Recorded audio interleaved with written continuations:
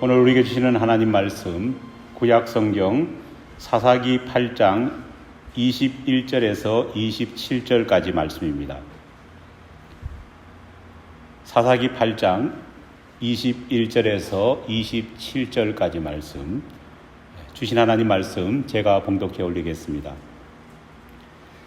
세바와 살문나가 이르되 내가 일어나 우리를 치라 사람이 어떠하면 그의 힘도 그러하니라 하니 기드온이 일어나 세바와 살문나를 죽이고 그들의 낙타목에 있던 초승달 장식들을 떼어서 가지니라. 그때에 이스라엘 사람들이 기드온에게 이르되 당신이 우리를 미디안 손에서 구원하셨으니 당신과 당신의 아들과 당신의 손자가 우리를 다스리소서 하는지라. 기드온이 그들에게 이르되 내가 너희를 다스리지 아니하겠고 나의 아들도 너희를 다스리지 아니할 것이요 여호와께서 너희를 다스리시리라 하니라. 기드온이 또 그들에게 이르되 내가 너희에게 요청할 일이 있으니 너희는 각기 탈취한 귀고리를 내게 줄지니라 하였으니 이는 그들이 이스마엘 사람들이므로 금 귀고리가 있었음이라. 우리가 대답하되 우리가 즐거이 드리리이다 하고 겉옷을 펴고 각기 탈취한 귀고리를 그 가운데에 던지니 기드온이 요청한 금 귀고리의 무게가 금 1700세겔이요 그 외에 또 초승달 장식들과 폐물과 미디안 왕들이 입었던 자색 의복과 또 그 외에 그들의 낙타목에 둘렀던 사슬이 있었더라. 기드온이 그 금으로 에봇 하나를 만들어 자기의 성읍 오브라에 두었더니 온 이스라엘이 그것을 음란하게 위함으로 그것이 기드온과 그의 집의 올무가 되니라. 아멘. 만신창이가 된 12척의 배를 끌고 나가 330척이나 되는 일본 수군의 최정예 전합을 격파시킨 이순신 장군의 명량 대첩은 한국사는 물론 세계 전승사에 길이 빛나는 정말 전설과도 같은 이야기입니다. 하지만 이 위대한 이순신 장군의 명랑 대첩이 명함도 내밀 수 없을 만큼 엄청난 전승 기록이 성경에 기록되어 있습니다. 바로 기드온과 300용사들이 만들어낸 13만 5천 명이나 되는 미디안 연합군을 물리친 사건입니다. 12척의 배로 330척이나 되는 일본 전함을 물리친 이순신 장군의 전승을 보면은요, 28대 1로 싸운 겁니다. 하지만 기드온과 300용사들이 이룬 업적은 무려 450대 1로 싸워서 승리를 거둔 것입니다. 아마 역사상 이 정도의 큰 전승을 거둔 나라도 민족도 없을 것입니다. 기드온과 300용사들은 어떻게 이런 믿을 수 없는 승리를 거둘 수 있었던 것일까요? 성경은 그 이유를 간단 명료하게 이렇게 말합니다. 하나님께서 그들을 도우셨느니라. 이런 엄청난 전과를 거두고 민족의 영웅이 된 기드온, 그 기드온의 이후의 삶은 여러분 어땠을까요? 안타깝게도 영웅 기드온의 이후 삶은 하나님 보시기에도 백성들 보기에도 좋은 삶을 살지 못했습니다. 하나님이 베푸시는 기적을, 하나님이 베푸시는 역사를 몸소 체험했음에도 불구하고 그는 이스라엘을 믿음으로 이끄는 지도자로 기억되지 못했습니다. 도대체 무슨 일이 일어난 것일까요? 그의 삶이 어떠했길래 하나님도 백성도 그를 참 지도자로 믿지 못했던 것일까요? 전대미문의 엄청난 이 승리를 거둔 직후에 기드온이 보였던 모습은 정말 너무 감동스러워 눈물이 날 지경입니다. 눈앞에서 철천히 원수 같은 미디안 족속들을 거의 전멸시킨 사사 기드온의 모습을 바라보면서 모든 백성들은 기드온을 찾아가서 이렇게 간청했습니다. 사사기 8장 22절에서 23절 말씀입니다. 그때에 이스라엘 사람들이 기드온에게 이르되 당신이 우리를 미디안의 손에서 구원하셨으니 당신과 당신의 아들과 당신의 손자가 우리를 다스리소서 하는지라. 기드온이 그들에게 이르되 내가 너희를 다스리지 아니하겠고 나의 아들도 너희를 다스리지 아니할 것이요 여호와께서 너희를 다스리시리라 하니라. 여러분, 모든 백성들이 와서 우리의 왕이 되어 주십시오. 당신의 아들도 당신의 손자도 우리의 왕이 될 것입니다. 이렇게 말한다면요, 그냥 못 이긴 척하고 그래? 요 한마디면 하면 됩니다. 그러면은 당장 뭐가 될까요? 왕으로 추대됩니다. 우리는 지금도 정치인들의 연설 속에서 귀에 딱지가 생길 만큼 자주 듣는 이야기가 있습니다. 국민이 원하기 때문에, 국민의 뜻이기 때문에 나는 할 수 없고 나는 하기 싫은데도 나는 나설 수밖에 없다. 이런 말을 많이 듭니다. 똑같은 상황입니다. 이것은 진짜 국민의 뜻입니다. 모든 백성들이 찾아와서 우리의 왕이 되어 주십시오. 정말로 이야기하는 겁니다. 성취가 성공으로 이루어질 수 있는 순간입니다. 하지만 기드온은 백성들의 이 요청을 단칼에 거부합니다. 나도 내 아들도 당신들을 다스리지 않을 것입니다. 왜냐하면 우리 이스라엘 민족의 왕은 오직 하나님이시고 하나님만이 우리를 통치하실 것입니다. 이스라엘에는 주 하나님 외에는 다른 왕이 없다는 믿음의 선언을 기드온이 한 것입니다. 몰려든 백성들은 지도자 기드온의 이 놀라운 선포, 이 놀라운 결정에 놀랍니다. 감격해했습니다. 그래서 그 이후에 어느 누구도 기드온을 찾아가서 다시 왕이 되어 주십시오, 그렇게 말한 사람은 단 한 사람도 존재하지 않았습니다. 왜냐? 이스라엘의 왕은 오직 여호와 하나님이심을 선포했기 때문입니다. 늘 말하지만 만약 성경에 기록된 기드온의 이야기가 여기서 마무리되었다면요, 얼마나 좋았겠습니까? 하지만 성경은 기드온의 이야기를 좀 더 이어갑니다. 왜 그럴까요? 신앙은 말이 아니라, 내뱉은 그 말이 아니라 사탄의 유혹을 이겨내고 내가 내뱉은 그 말을 어떻게 실천하느냐에 따라서 신앙의 승패가 갈리기 때문입니다. 하나님이 우리에게 원하시는 것은 놀라운 성공을 거두는 것이 아니라 성공을 거둔 이후에 하나님이 베푸신 그 성공이라는 은혜 속에서 어떤 순종의 삶을 사느냐, 하나님은 그것을 원하는 것입니다.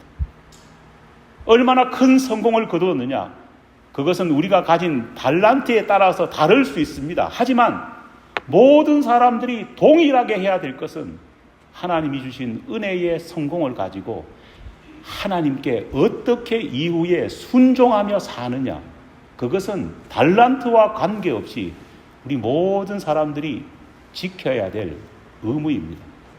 그래서 하나님께서는 사울 왕에게 이런 말씀을 하셨습니다. 사무엘상 15장 22절 말씀입니다. 순종이 제사보다 낫고 듣는 것이 수양의 기름보다 나으니라. 하나님께서는 순종하는 것이 성공보다 더 중요하고 하나님의 말씀을 귀담아 듣는 것이 어떤 값비싼 제물과 예물을 하나님께 드리는 것보다 더 중요하다 말씀하시는 겁니다. 안타깝게도 기드온은 나와 내 자식들은 결코 이스라엘을 다스리지 않을 겁니다. 오직 여호와 하나님만 우리 이스라엘의 왕이 되실 것입니다. 그렇게 고백했음에도 불구하고 이후에 연속적으로 3번이나 헛발질을 합니다.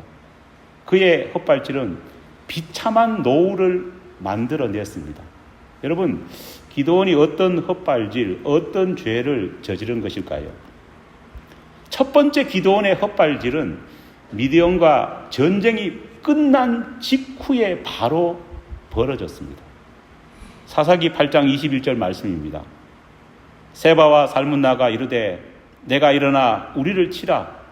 사람이 어떠하면 그의 힘도 그러하니라 하니 기드온이 일어나 세바와 살문나를 죽이고 그들의 낙타목에 있던 초승달 장식들을 떼어서 가지니라. 미디안 연합군을 이끌고 왔던 이스라엘을 치기 위해서 왔던 그 미디안의 유력한 두 왕 세바와 살문나를 기드온은 처단했습니다. 그런데 처단하고 나서의 행동이 좀 이상합니다. 그들이 타고 왔던 낙타의 목의 장식품을 떼어낸 것입니다. 그들이 타고 왔던 낙타의 목을 장식하고 있던 초승달 모양의 장신구를 떼어서 기드온은 자기 주머니에 집어넣었고 그것을 집으로 가져갔습니다. 여러분, 이 초승달 모양의 장신구는 무엇이고 왜 기드온은 이 초승달 모양의 장식을 집에까지 가져갔을까요? 장식이 너무 예뻐가지고 버리려고 하니까 좀 아깝다, 그렇지 않았을까 생각하는 분도 계실 겁니다.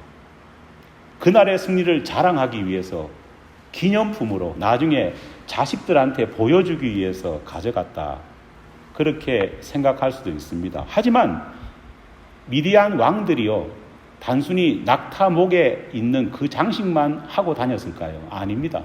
왕이기 때문에 그 왕이 입고 다니는 옷에는요, 수많은 보석들이 붙어 있었는데 그것은 손도 대지 않았습니다.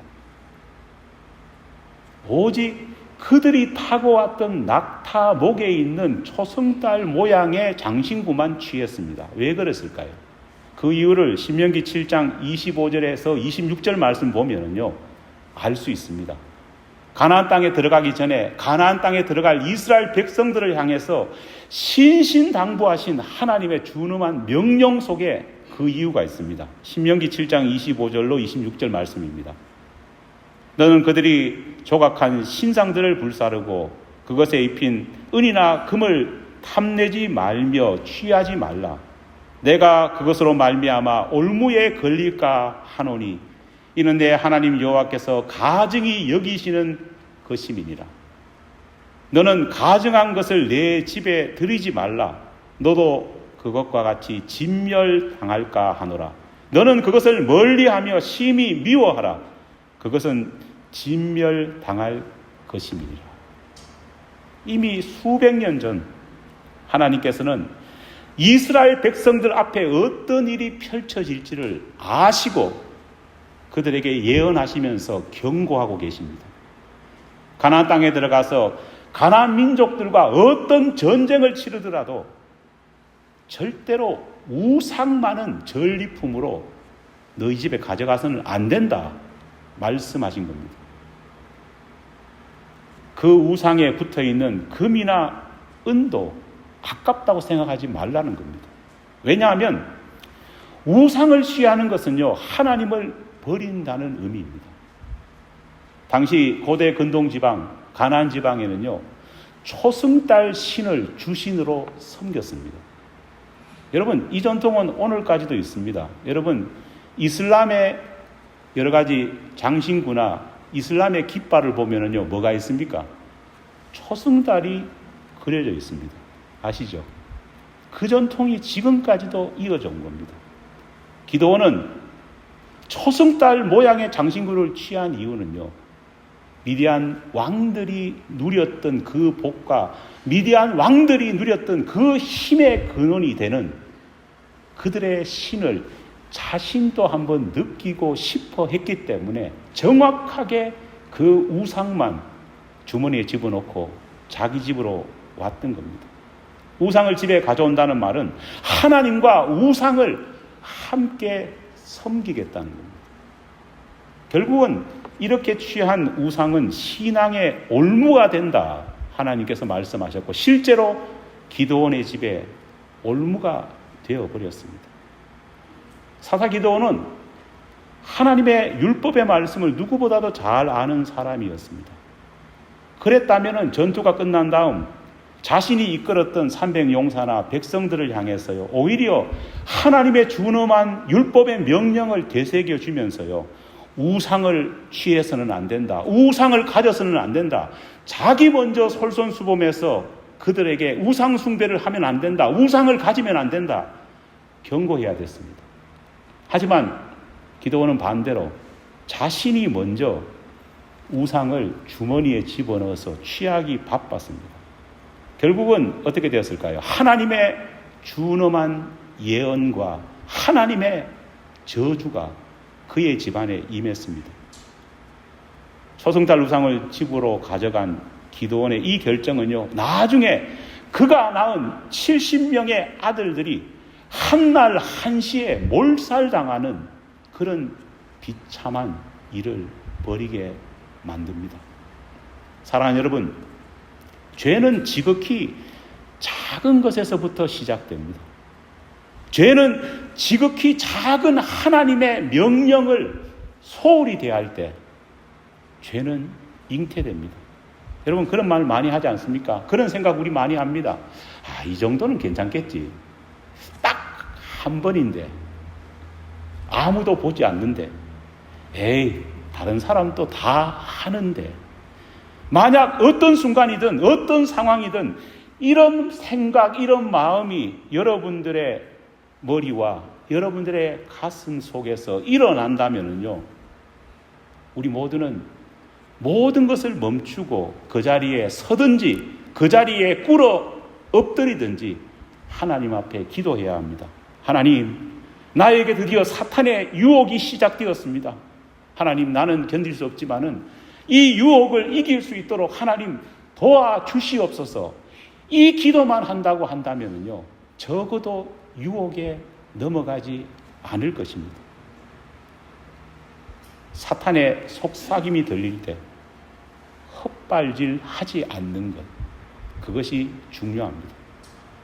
기드온이 저지른 두 번째 헛발질은 내로남불식의 신앙입니다. 쉽게 말하면 말 따로 행동 따로 국밥식의 신앙입니다. 앞서 말씀드렸듯이 그는 왕이 되어 달라고 간청하기 위해서 찾아온 백성들의 그 요구를 들으면서요, 이런지하에 거절합니다. 그리고 말합니다. 나도 내 아들도 내 손자들도 결코 왕이 되지 않을 겁니다. 이스라엘을 다스리는 왕은 오직 누구라고요? 여호와 하나님이라. 단호하게 이야기를 합니다. 그런데 그의 말은 이후의 행동과 전혀 달랐습니다. 사사기 8장 30절로 31절 말씀입니다. 기드온이 아내가 많으므로 그의 몸에서 낳은 아들이 70명이었고 세겜에 있는 그의 첩도 아들을 낳았으므로 그 이름을 아비멜렉이라 하였더라. 왕이 되지 않겠다고 호언장담했습니다. 왕이 되지 않겠다고 모든 백성들 앞에서 선포했습니다. 그런데 기드온은 집에 돌아오자마자 왕 행세를 하기 시작했습니다. 주변 이방나라 왕들처럼 그들이 하는 것처럼 그 모습을 하나 둘씩 따라하기 시작했습니다. 먼저 그는 뭘 했느냐? 미친 듯이 이 여자 저 여자하고 결혼하기 시작했습니다. 여러분, 성경에서 하나님이 원하시는 결혼의 모습은요, 한 남자와 한 여자가 부모를 떠나 맺는 일부일처제입니다. 안타깝게도 아브라함도 야곱도 다윗도 솔로몬도 결혼에 대한 하나님의 이 준엄한 명령을 지키지 못했습니다. 하지만 결혼에 대한 이 준엄한 명령을 순종하지 못했던 이들의 삶은 어땠느냐? 하나님의 많은 복을 받았지만은요, 동시에 이 결혼에 대한 언약을 지키지 못했기 때문에 그들의 삶은 너무너무 비참하기도 했습니다. 자자손손 엄청난 고통이 찾아왔습니다. 모두 다 일부 다처제로 인한 가정 불화와 그것으로 인해 생긴 큰 어려움들입니다. 자식들이 서로 싸우고 후손들이 서로 원수가 되었습니다. 이스라엘 백성의 역사를 보면요, 이스라엘 백성들을 그렇게도 괴롭혔던 족속들을 다 보면요, 남이 아닙니다. 다 자신의 증조 할아버지, 할아버지, 아버지가 첩을 두어서 낳은 자식들로 인해서 공격받았다는 것을 우리는 알 수 있습니다. 오늘 본문에 나오는 기드온과 300용사가 그렇게 무찔렀던 미디안 족속, 이스라엘을 그렇게도 괴롭혔던 이 미디안 족속이 어디서부터 시작되었는 줄 아십니까? 바로 아브라함의 첩이었던 그드라의 후손들이 바로 미디안 족속입니다. 아브라함이 결혼의 언약을 깨어버렸을 때 그 후손으로 태어난 사람들이 이스라엘 백성들을 괴롭히기 시작했다는 겁니다. 기드온도 이 비참한 역사를 이미 잘 알고 있었습니다. 하지만 그는 고의적으로 대놓고 일부 일처제가 아닌 일부 다처제를 시행합니다. 왜 그랬을까요?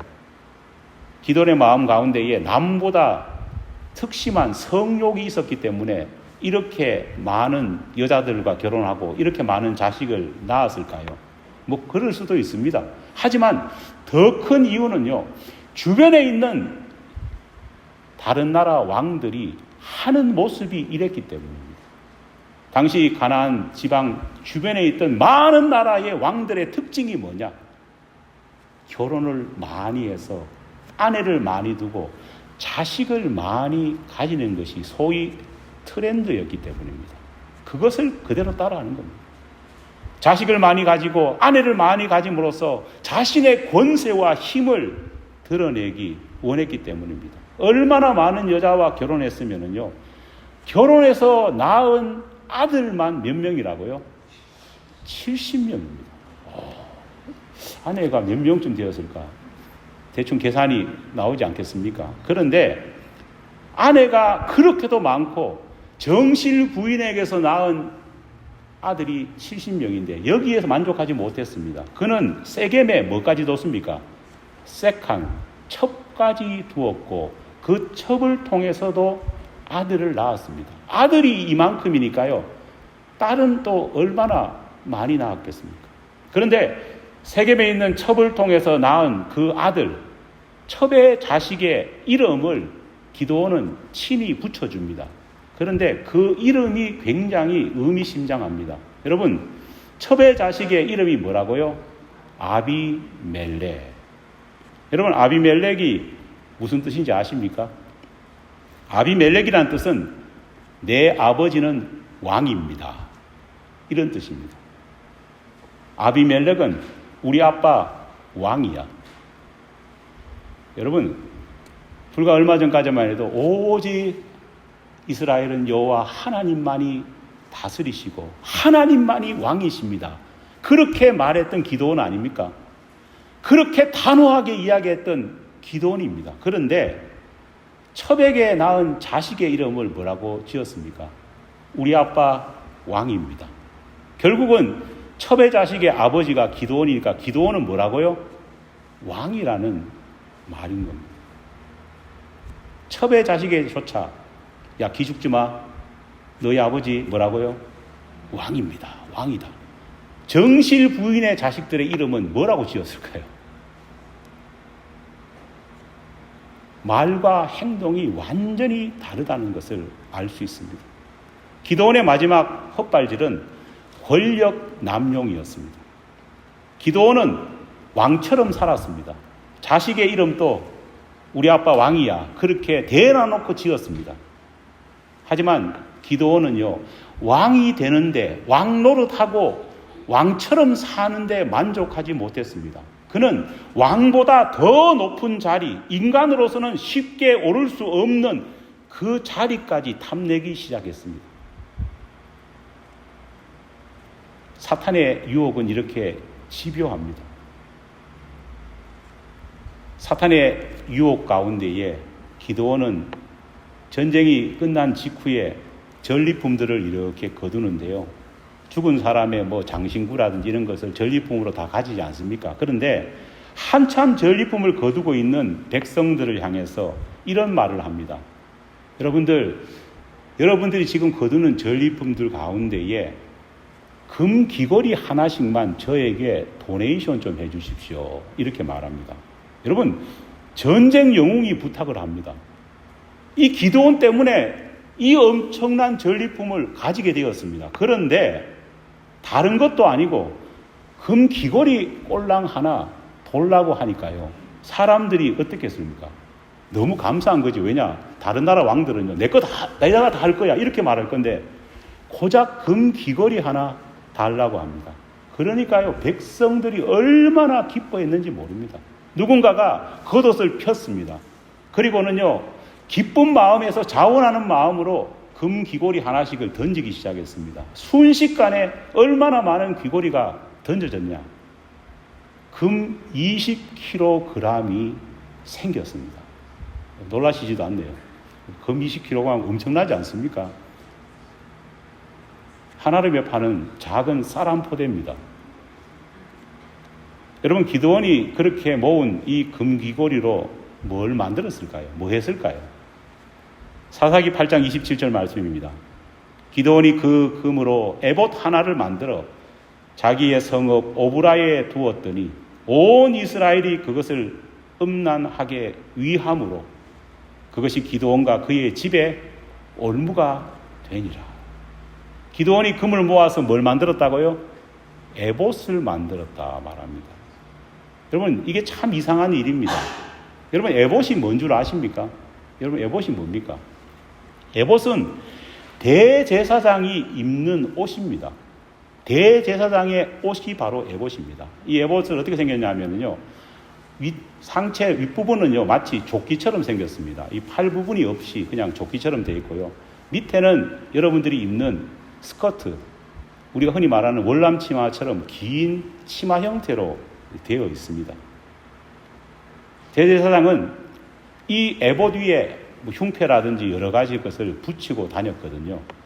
그런데 기드온이 이 대제사장만 입을 수 있는 이 에봇을 금으로 만들었다는 겁니다. 그것도 만든 다음에 자기가 사는 성읍인 오브라에 그것을 잘 보관해 두었다는 겁니다.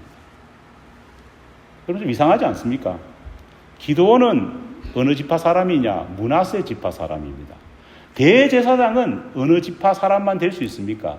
레위 지파만 될 수 있습니다. 아니, 레위 지파 출신이라 해도 대제사장 못 됩니다. 오직 아론의 직계들만 될 수 있습니다. 그런데 레위 지파도 아니고 아론의 자손도 아닌 그런 기드온이 왜 대제사장들이 입는 에봇을 금으로 만들어서 자기 집 근처에 보관해 두었을까요? 표면적인 이유는 아마 그거였을 겁니다. 하나님께 영광을 돌리기 위해서 기념품을 만들었다 말했을 겁니다. 하지만 진짜 이유는 뭐가 되고 싶었을까요? 대제사장이 되고 싶다는 권력욕을 그는 가지고 있었던 겁니다. 여러분, 수백 년 후 사울 왕도 바로 이런 사탄의 유혹에 그대로 빠져서 하나님으로부터 버림받습니다. 그는 왕인 자리에 만족하지 못하고 대제사장으로서의 역할을 하려고 월권하려 했습니다. 그래서 실제로 왕은 지낼 수 없는 제사를 하나님 앞에 드렸습니다. 그것 때문에 하나님께서는 사울 왕을 어떻게 했습니까? 버리셨습니다. 여러분, 역사적으로 보면은요, 남자들, 저도 남자입니다. 특히 연세 드신 나이 든 남자들이 가장 많이 사탄에게 넘어지는 이유가 뭐냐? 바로 권력욕, 명예욕 때문입니다. 사탄은 남성의 가장 연약한 이 부분을 건드립니다. 기드온도 바로 여기에 넘어갔던 겁니다. 이렇게 만들어진 에봇은요, 나중에는 마치 신비한 영물처럼 여겨져 가지고 기드온의 후손들은 물론 이스라엘 모든 백성에게 뭐가 되었느냐? 우상이 되어버렸습니다. 결국은요, 기드온이 만든 이 에봇은 성물이 아니라 뭐가 되었느냐? 요물이 되어버리고 말았다는 겁니다. 기드온의 이야기를 보면서 우리가 잊지 말아야 할 것이 있습니다. 여러분 꼭 기억합시다. 하나님은 성공이 아닌 순종을 원하신다는 것입니다. 아무리 큰 성공을 거뒀다 해도 그 성공의 이면에 순종이라고 하는 새로운 길이 열리지 않는다면요, 차라리 성공 거두지 않는 것이 더 낫습니다. 두 번째로, 아무리 좋은 의도가 있다 해도 하나님이 하신 말씀에 합당하지 않는 일은 하지 말아야 합니다. 꼭 하지 마라, 꼭 이거 해서는 안 된다 말하면요, 사람은 어떻습니까? 하고 싶습니다. 사람은 죄성이 있습니다. 여러분들 자식들 키워보면 어떻습니까? 하지 말라는 것은 어떻게 합니까? 기를 쓰고 합니다. 하라고 하면은요, 어떻습니까? 죽어도 안 하는 것이 인간의 속성입니다. 마지막으로, 100마디 번지르한 말보다 한 번의 진실한 순종이 중요하다는 것을 기도원은 보여줍니다. 여러분, 성경 읽어보면은요, 우리나라 성경 번역에 본이라고 하는 말이 굉장히 많이 나옵니다. 부모를 향해서도 하나님은 자식에게 뭐가 되어라고요? 본이 되어라 말합니다. 직분자를 향해서도 하나님은 평신도들에게 뭐가 되어라고요? 본이 되라고 말합니다. 크리스찬들을 향해서는 세상과 세상 모든 사람들에게 빛과 소금과 같은 뭐가 되어라고요? 본이 되라 명령하십니다. 사랑하는 여러분, 오늘 우리의 모습은 어떠합니까? 오늘 우리는 신앙인으로서 이런 본이 되는 모습, 순종하는 모습, 하나님의 말씀을 귀히 여기는 그 믿음의 모습을 가지고 있습니까? 우리 이 시간 말씀 생각하면서 같이 기도하겠습니다.